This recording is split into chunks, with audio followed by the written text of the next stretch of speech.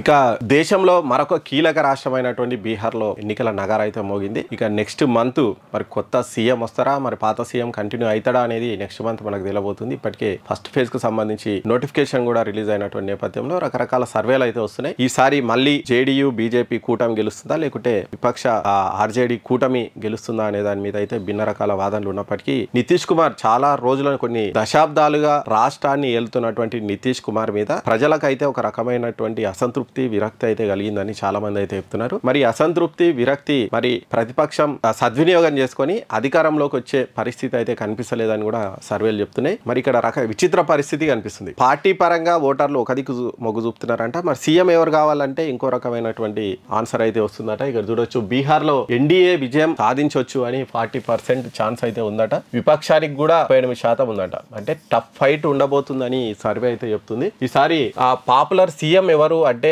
మరి తేజస్వి యాదవ్ పేరే చెప్తురంట.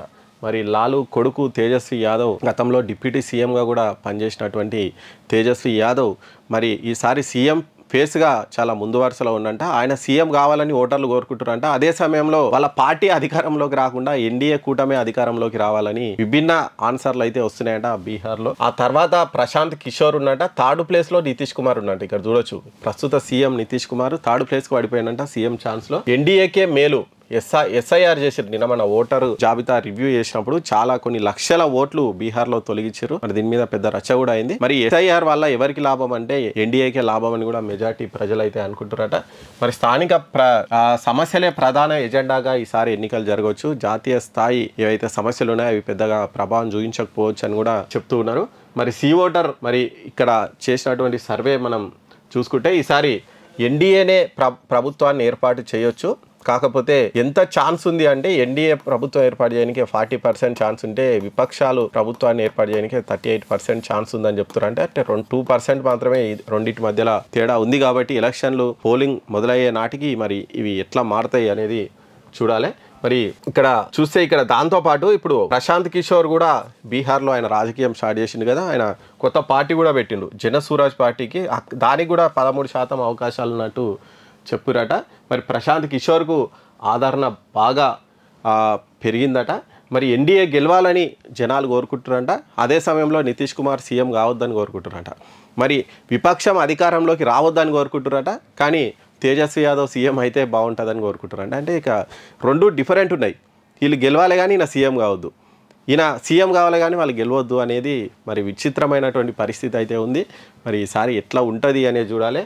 ఇక్కడ చూస్తే ఇక్కడ ప్రశాంత్ కిషోర్ సెకండ్ ప్లేస్లో ఉన్నారట మరి సీఎం ఫేస్లో. కానీ నితీష్ కుమార్ అయితే చాలా తక్కువ ప్లేస్లో. అసలు ఇంకోసారి రావద్దు నితీష్ కుమార్ అని మరి అంత విరక్తి. ఎందుకంటే ఆయన జంపింగ్ జిల్లాని ఎన్నిసార్లు కొట్టినో చూసినాం.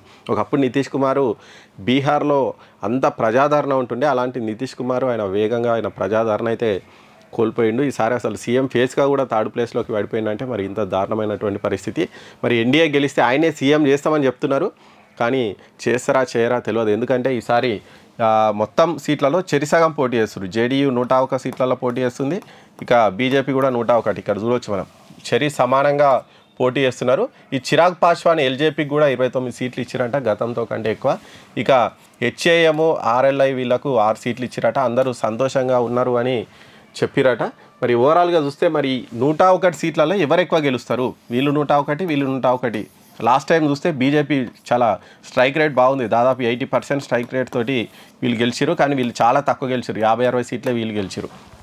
మరి ఈసారి కూడా అదే పరిస్థితి ఉంటే మరి బీజేపీ ఆయనకు సీఎం పీఠం ఇస్తుందా ఇయ్యదా అనేది చూడాలి. ప్రస్తుతం అయితే నితీష్ కుమారే వాళ్ళ సీఎం అని చెప్తూ ఉన్నారు, సీఎం ఫేస్ అని చెప్తున్నారు. కానీ ఇక్కడ సర్వేలో మాత్రం ఆయనకు నెగిటివ్ ఫలితాలు వస్తున్నాయి. కాబట్టి మరి వచ్చే రోజుల్లో ఈ ప్రచారంలో భాగంగా మరి ఆయనను పక్కకు పెట్టి కొత్త సీఎం ఫేస్ని తీసుకొస్తారా ఏంది చూడాలి. మరి తేజస్వి యాదవ్ ఆ సీఎం ఫేస్గా ఆయన అట్రాక్ట్ చేస్తున్నాడు. కానీ మరి అక్కడ వాళ్ళ కూటమి అధికారంలోకి వస్తుందా లేదో చెప్పలేము. ఎందుకంటే లాస్ట్ టైం కూడా కాంగ్రెస్ పట్టుబట్టి 70-80 స్థానాల్లో పోటీ చేస్తే 10-15 సీట్లు గెలుచుకొని చాలా దారుణమైనటువంటి ఓటమి మూట కట్టుకుంది. దాంతో వీళ్ళ అధికారంలోకి రావాల్సినటువంటి వాళ్ళు ప్రతిపక్షానికి పరిమితమయ్యారు. ఈసారి కూడా మరి వాళ్ళకి తక్కువ సీట్లు ఇవ్వాలని చూస్తున్నారు. కానీ కాంగ్రెస్ ఏం ఒప్పుకోవడం లేదు.